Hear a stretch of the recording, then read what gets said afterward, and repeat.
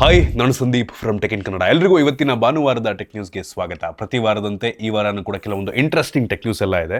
ಇವತ್ತಿನ ಮೊದಲ tech news ಬಂದ್ಬಿಟ್ಟು ಎಲ್ರಿಗೂ ಒಂದು ಖುಷಿ ವಿಷಯ ಏನಪ್ಪ ಅಂತ ಅಂದರೆ, ಟ್ರಾಯ್ ಅವರು ಒಂದು ಹೊಸ ರೆಗ್ಯುಲೇಷನ್ ತಗೊಂಡ್ಬರ್ತಾ ಇದ್ದಾರೆ. ಇಷ್ಟು ದಿನ ನಾವು ನಮ್ಮ ಸಿಮ್ಮನ್ನು ಆ್ಯಕ್ಟಿವ್ ಆಗಿ ಇಟ್ಕೋಬೇಕು ಅಂತ ಅಂದರೆ ಮಿನಿಮಮ್ 100-150 ರೂಪಾಯಿನ ರೀಚಾರ್ಜು ಪ್ರತಿ ತಿಂಗಳು ಮಾಡಿಸ್ಲೇಬೇಕಾಗಿತ್ತು. ಮಾಡಿಸಿಲ್ಲ ಅಂತ ಅಂದರೆ ಪಟ್ ಅಂತ ಆ ಸಿಮ್ ಕಂಪ್ನಿಗಳು ನಿಮ್ಮದು ರೀಚಾರ್ಜ್ ಆಗಿಲ್ಲ, ನಿಮ್ಮದು ಪೋಸ್ಟ್ ರೀಚಾರ್ಜ್ ನಿಮ್ಮ ಸಿಮ್ಮು ಆ್ಯಕ್ಟಿವ್ ಆಗುತ್ತೆ ಅಂತ ಯಾರು ಕಾಲ್ ಮಾಡಿದ್ರೆ ಇನ್ಕಮ್ಮು ಕೊಡಲ್ಲ, ಔಟ್ ಗೋಯಿಂಗು ಕೊಡಲ್ಲ, ಕಾಲ್ ಬರದಿರೋ ಥರ ಮಾಡಿಬಿಡ್ತಾರೆ. ಸೊ ಇದೀಗ ಅದಕ್ಕೆ ಕಡಿವಾಣ ಹಾಕೋದಕ್ಕೆ ಟ್ರಾಯ್ ಅವರು ಒಂದು ಹೊಸ ರೆಗ್ಯುಲೇಷನ್ ತೊಗೊಂಬಿಟ್ಟಿದ್ದಾರೆ. ಸೊ ನೆಕ್ಸ್ಟಿಂದ ನೀವು ಬರೀ 20 ರೂಪಾಯಿ ರೀಚಾರ್ಜ್ ಮಾಡಿಸಿದ್ರೂ ಸಾಕು, 4 ತಿಂಗಳು ಆರಾಮಾಗಿರ್ಬೋದು, ನಿಮ್ಮ ಸಿಮ್ ಆ್ಯಕ್ಟಿವ್ ಆಗಿರುತ್ತೆ. ಒಂದು ಒಳ್ಳೆ ವಿಷಯ, ಆದಷ್ಟು ಬೇಗ ಇದು ಬರಬೇಕು. ಯಾವಾಗ ಇಂಪ್ಲಿಮೆಂಟ್ ಮಾಡ್ತಾರೋ ಗೊತ್ತಿಲ್ಲ. ಎಷ್ಟೋ ಸಲ ಹೆಂಗಾಗುತ್ತೆ ಅಂದರೆ, ನಮ್ಮ ಹತ್ರ ಒಂದು 2-3 ಸಿಮ್ ಇರುತ್ತೆ, ಎಲ್ಲದಕ್ಕೂ ಪ್ರತಿ ತಿಂಗಳು 100-150 ರೂಪಾಯಿ ರೀಚಾರ್ಜ್ ಮಾಡಿಸ್ತಾ ಕುತ್ಕೊಂಡ್ಬಿಟ್ರೆ ಹೆವಿ ಎಕ್ಸ್ಪೆನ್ಸಿವ್ ಆಗಿಬಿಡುತ್ತೆ. ಸೊ ಈ ಥರ ಆರಾಮಾಗಿ 4 ತಿಂಗಳಿಗೆ ಒಂದು 20 ರೂಪಾಯಿ ರೀಚಾರ್ಜ್ ಮಾಡಿಸ್ಕೊಂಡ್ಬಿಟ್ರೆ ಎಷ್ಟೋ ದುಡ್ಡು ಉಳಿದು ಬಿಡುತ್ತೆ. ನೋಡೋಣ ಏನು ಮಾಡ್ತಾರೆ ಅಂತ. ಇನ್ನು ಮುಂದಿನ ಟೆಕ್ ನ್ಯೂಸ್ ಬಂದ್ಬಿಟ್ಟು, IIT ಹಿಸ್ಟ್ರಿಯಲ್ಲಿ ಇದೇ ಮೊದಲ ಬಾರಿಗೆ ಸ್ಪೋರ್ಟ್ಸ್ ಕೋಟಾದಲ್ಲಿ 5 ಜನರಿಗೆ ಸೀಟನ್ನು ಕೊಟ್ಟಿದ್ದಾರೆ. Indian institute of science. ಇಲ್ಲಿ ಓದಬೇಕು ಅಂತ ತುಂಬ ಜನಕ್ಕೆ ಡ್ರೀಮ್ ಇರುತ್ತೆ. ಎಲ್ಲರೂ ಕಷ್ಟಪಟ್ಟು ಹಗಲು ರಾತ್ರಿ ಅಂದೇ ಓದ್ತಾ ಇರ್ತಾರೆ. ನೋಡಿ, ಇನ್ನೊಂದು ಆಪ್ಷನ್ ಇದೆ. ಸ್ಪೋರ್ಟ್ಸಲ್ಲಿ ನೀವು ಚೆನ್ನಾಗಿ ಆಡಿದ್ರೂ ಸಹ ಡಿಸ್ಟಿಕ್ ಲೆವೆಲ್ ಅಲ್ಲ, at least mostly states, nationals, international ಲೆವೆಲಲ್ಲಿ ಆಡಿರೋರಿಗೆ ಪ್ರಿಯಾರಿಟಿಯನ್ನು ಕೊಡ್ತಾರೆ. ಸೊ ನೋಡಿ, ಇದೊಂದೇ ಆಪ್ಷನ್ ಅಲ್ಲ. ರಾತ್ರಿ ಪೂರ್ತಿ ಹಗಲು ರಾತ್ರಿ ಅನ್ನೋದೇ ಕಷ್ಟಪಟ್ಟು ಓದ್ಬಿಟ್ಟು IITಗೆ ಜಾಯ್ನ್ ಆಗಬೇಕು ಅಂತ ಇಲ್ಲ. ಇನ್ನೊಂದು ಆಪ್ಷನ್ ಇದೆ, ಸ್ಪೋರ್ಟ್ಸ್ ಆಡಿ ಕೂಡ ಜಾಯ್ನ್ ಆಗ್ಬೋದು. ಒಳ್ಳೆ ವಿಷಯ. ಇನ್ನು ಮುಂದಿನ ಟೆಕ್ ನ್ಯೂಸ್ ಬಂದ್ಬಿಟ್ಟು, ಬ್ಲಿಂಕಿಟ್ನಲ್ಲಿ ಇನ್ಮೇಲೆ ನಾವು ಶಾಮಿ, ನೋಕಿಯಾ ಮತ್ತು ಐಫೋನ್ಗಳನ್ನು ಪರ್ಚೇಸ್ ಮಾಡ್ಬೋದು. ವಿತಿನ್ 20 ಮಿನಿಟ್ಸ್, 20 ನಿಮಿಷದಲ್ಲಿ ನಿಮ್ಮ ಮನೆಗೆ ಫೋನ್ಗಳು ಡೆಲಿವರ್ ಆಗ್ತವೆ. ಸೊ ಹೆಂಗೆ ಮಾಡಿಬಿಟ್ಟಿದ್ದಾರೆ ಅಂತ ಅಂದರೆ, ನಮಗೆ ಅಮೆಝಾನ್, ಫ್ಲಿಪ್ಕಾರ್ಟ್ನಲ್ಲಿ ಯಾವ ರೀತಿ ಬ್ಯಾಂಕ್ ಆಫರ್ ಎಲ್ಲ ಸಿಗುತ್ತೆ, ಆ ರೀತಿ ಆಫರ್ ಈವನ್ ಬ್ಲಿಂಕಿಟ್ನಲ್ಲೂ ಕೂಡ. ನೀವು ಅಮೆಝಾನ್, ಫ್ಲಿಪ್ಕಾರ್ಟ್ನಲ್ಲಿ ಏನು ರೇಟ್ ಸಿಗುತ್ತೆ, ಕೆಲವೊಂದು ಟೈಮ್ ಅದಕ್ಕಿಂತ ಕಡಿಮೆ ಬೆಲೆಗೆ ಬ್ಲಿಂಕಿಟಲ್ಲಿ ಸಿಗಬಹುದು. 10-20 ನಿಮಿಷಕ್ಕೆ ನಿಮ್ಮ ಮನೆಗೇ ಈ ಎಲ್ಲ ಫೋನ್ಗಳನ್ನು ಡೆಲಿವರ್ ಮಾಡ್ತಾರಂತೆ. ಫ್ಯೂಚರ್ನಲ್ಲಿ ಎಲ್ಲ ಬ್ರ್ಯಾಂಡ್ ಫೋನ್ಗಳು ಕೂಡ ಇದೇ ರೀತಿ ಬರಬಹುದು. ಆಲ್ರೆಡಿ ಅಮೆಝಾನ್, ಫ್ಲಿಪ್ಕಾರ್ಟ್ ಅವರು ಕೂಡ ಈ 20 ಮಿನಿಟ್ಸ್ ಡೆಲಿವರಿಯನ್ನು ಶುರು ಮಾಡಿದ್ದಾರೆ. ಅವರು ಕೂಡ ಪಟ್ಟನ್ ತಗೊಂಬಂದ್ಬಿಡ್ತಾರೆ. ಸೊ ನೋಡೋಣ ಏನಾಗುತ್ತೆ ಅಂತ. ಇನ್ನು ಮುಂದಿನ ಟೆಕ್ ನ್ಯೂಸ್ ಬಂದ್ಬಿಟ್ಟು, ಅಮೆರಿಕಾದ ಹೊಸ ಪ್ರೆಸಿಡೆಂಟ್ ಆಗಿರುವಂಥ ಡೊನಾಲ್ಡ್ ಟ್ರಂಪ್ ಅವರು ಒಂದು ಹೊಸ ಬಿಲ್ಲನ್ನು ಪಾಸ್ ಮಾಡಿದ್ದಾರೆ. ಏನಪ್ಪ ಅಂತ ಅಂದರೆ, ಇನ್ಮೇಲೆ ಬರ್ತ್ ರೈಟ್ ಸಿಟಿಸನ್ಶಿಪ್ ಇರೋದಿಲ್ಲ. ಈ ಬರ್ತ್ ರೈಟ್ ಸಿಟಿಸನ್ಶಿಪ್ ಏನಪ್ಪ ಅಂದರೆ, ಯಾವುದೇ ಮಗು ಅಮೆರಿಕಾ ದೇಶದ ನೆಲದಲ್ಲಿ ಹುಟ್ಟಿದ್ರೆ ಅಮೆರಿಕಾ ದೇಶದ ಪ್ರಜೆ ಆಗ್ತಾನೆ. ಬಟ್ ಇದೀಗ ಈ ಒಂದು ಬರ್ತ್ ರೈಟ್ ಸಿಟಿಸನ್ಶಿಪ್ ಇಲ್ಲದ ಕಾರಣ ತುಂಬ ಜನ ಇಂಡಿಯನ್ಸ್ಗೆ ಬೇಜಾರಾಗಿರುತ್ತೆ. ಎಷ್ಟೋ ಸಲ ಹೆಂಗಾಗುತ್ತೆ ಅಂದರೆ, ಕೆಲಸದ ಮೇಲೆ ಅಮೆರಿಕಾಗೆ ಹೋಗೋದು, ಅಲ್ಲಿ ಮಗು ಮಾಡ್ಕೊಳ್ಳೋದು. ಸೊ ಮಗುಗೆ ಈ ಸಿಟಿಸನ್ಶಿಪ್ ಸಿಗೋದ್ರಿಂದ ಫ್ಯೂಚರ್ನಲ್ಲಿ ಹೈಯರ್ ಸ್ಟಡೀಸಿಗೆ ಮಗು ಆರಾಮಾಗಿ ಅಮೆರಿಕಾಗೆ ಹೋಗ್ಬೋದು. ಸೊ ಎಲ್ಲ ಅಡ್ವಾಂಟೇಜ್ ಇತ್ತು. ಸೊ ಇದೀಗ ತುಂಬ ಜನರಿಗೆ, ತುಂಬ ಇಂಡಿಯನ್ಸಿಗೆ, NRIಗಳಿಗೆ 100% ಬೇಜಾರಾಗಿರುತ್ತೆ. ನೋಡೋಣ ಇನ್ನು ಮುಂದೆ ಏನೇನಾಗುತ್ತೆ ಅಂತ. ಇನ್ನು ಮುಂದಿನ ಟೆಕ್ ನ್ಯೂಸ್ ಬಂದ್ಬಿಟ್ಟು, ಬೆಂಗಳೂರಿನಲ್ಲಿ ಒಬ್ಬ 60 ವರ್ಷದ ವ್ಯಕ್ತಿ, ಅವನಿಗೆ ಮೊಬೈಲ್ನಲ್ಲಿ ಯಾವುದೋ ವೆಬ್ಸೈಟ್ನಲ್ಲೋ ಎಲ್ಲೋ ಒಂದು ಆಫರ್ ಬಂದ್ಬಿಟ್ಟಿದೆ, ಫ್ರೀಯಾಗಿ ನಿಮಗೆ ಸ್ಮಾರ್ಟ್ಫೋನ್ ಸಿಗ್ತಾ ಇದೆ ಅಂತ. ಆ ವ್ಯಕ್ತಿ ಆಸೆಯಿಂದ ಏನೇನೋ ಲಿಂಕ್ನೆಲ್ಲ ಕ್ಲಿಕ್ ಮಾಡಿ ಏನೇನೋ ಒಳಗಡೆ ಮಾಲ್ವೇರ್ ಎಲ್ಲ ಇನ್ಸ್ಟಾಲ್ ಆಗಿಬಿಟ್ಟಿದೆ. ನಂತರ ಆ ಸ್ಕ್ಯಾಮರ್ಸ್ಗಳು ಈ ವ್ಯಕ್ತಿಯಿಂದ ಸುಮಾರು 2.8 ಕೋಟಿ ದುಡ್ಡನ್ನು ದೋಚಿಬಿಟ್ಟಿದ್ದಾರೆ. ಇದರಲ್ಲಿ ಗೊತ್ತಿಲ್ಲ ಎಷ್ಟು ಇಂಟರ್ನ್ಯಾಷನಲ್ ಟ್ರಾನ್ಸಾಕ್ಷನ್ ಆಗಿಬಿಟ್ಟಿದೆ ಅಂತ. ಎಷ್ಟನ್ನು ರಿಕವರ್ ಮಾಡ್ಕೋಬೋದು ಅಂತ ಗೊತ್ತಿಲ್ಲ, ಎಷ್ಟು ಮಾಡ್ಕೊಂಡ್ರೋ ಇಲ್ವೋ ಗೊತ್ತಿಲ್ಲ.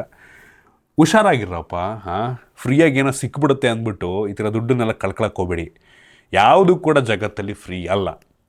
ಏನಾದರೂ ಫ್ರೀಯಾಗಿ ನಿಮಗೆ ಕಾಣ್ತಾ ಇದೆ, ತುಂಬ ಅಂದರೆ ನಾರ್ಮಲ್ಗಿಂತ ತುಂಬ ಕಡಿಮೆ ದುಡ್ಡಿಗೆ ಏನೋ ಒಂದು ಸಿಗ್ತಾ ಇದೆ ಅಂದ ತಕ್ಷಣ ಅಲ್ಲಿ ಏನೋ ಒಂದು ಖತರ್ನಾಕ್ ಕೆಲಸ ನಡೀತಾ ಇದೆ ಅಂತ ನಿಮ್ಮ ಮನಸ್ಸಿಗೆ ಬರಬೇಕು.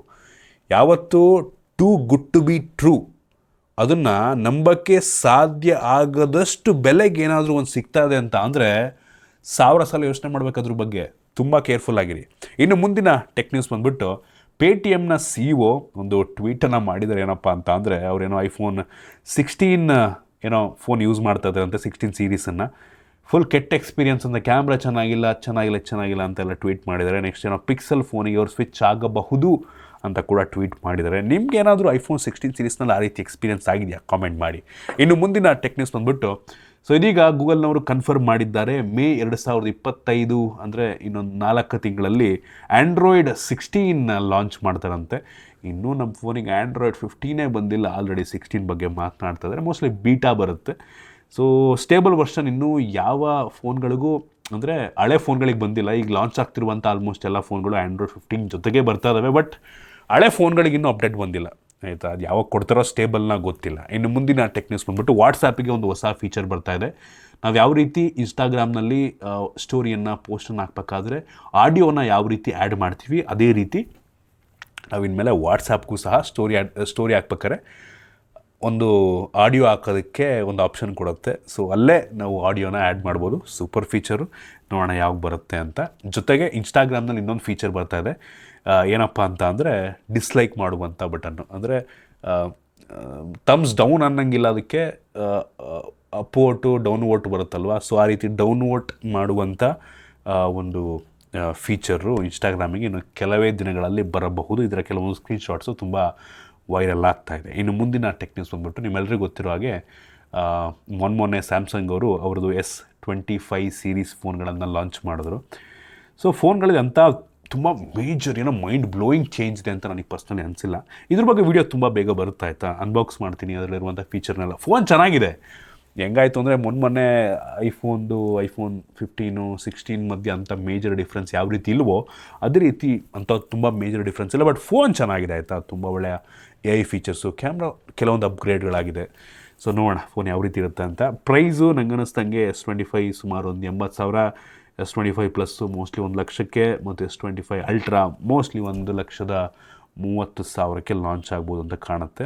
ನೋಡೋಣ, ಇಂಡಿಯನ್ ಪ್ರೈಸ್ ಇನ್ನೂ ಬಂದಿಲ್ಲ, ನೋಡಬೇಕು. ಜೊತೆಗೆ ಸ್ಯಾಮ್ಸಂಗ್ ಅವರು ಈ ವರ್ಷ 2025ರಲ್ಲಿ ಟ್ರಿಪಲ್ ಫೋಲ್ಡ್ ಫೋನನ್ನು ತಗೊಬರ್ಬೋದು ಅಂತ ಹೇಳಲಾಗ್ತಾಯಿದೆ. ನೋಡೋಣ ಏನು ಮಾಡ್ತಾರೆ ಅಂತ. ಬಂದರೆ ಫುಲ್ ಸ್ಟೇಬಲ್ಲಾಗಿ ಚೆನ್ನಾಗಿ ವರ್ಕ್ ಆಗುವಂಥದ್ದನ್ನೇ ತರಬಹುದು.